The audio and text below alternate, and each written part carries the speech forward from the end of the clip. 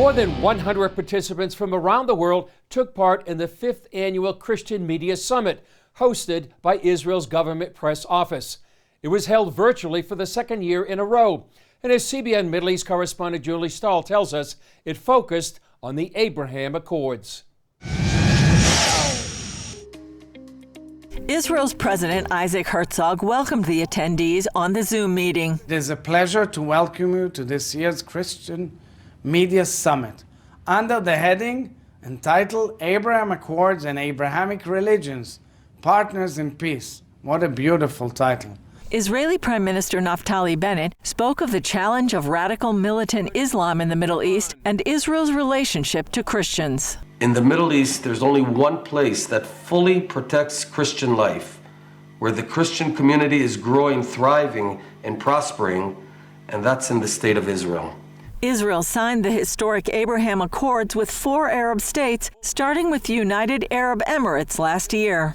Hadassah Schwartz and Nitzan Chen from the government press office honored former Prime Minister Benjamin Netanyahu for his work in bringing about those accords. The Abraham Accords were a historic turning point.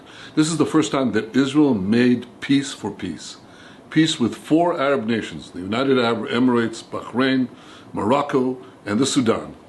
Peace that was benefiting the peoples of both sides in the economy, in trade, in tourism, in technology. Cairo's company founder Johnny Moore addressed the issue of anti-Semitism. Centuries of anti-Semitism, centuries of conflict between the communities, centuries of harm.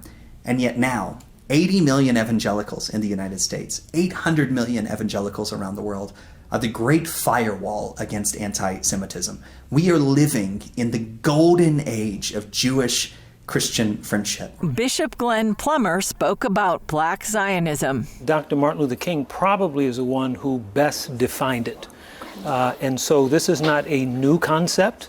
I only mention him because that's 50 plus years ago.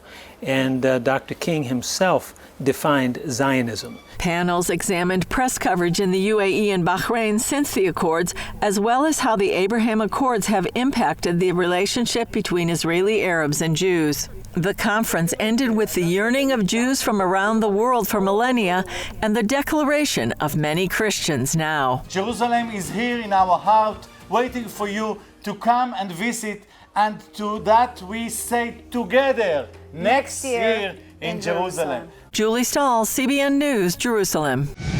Alpha.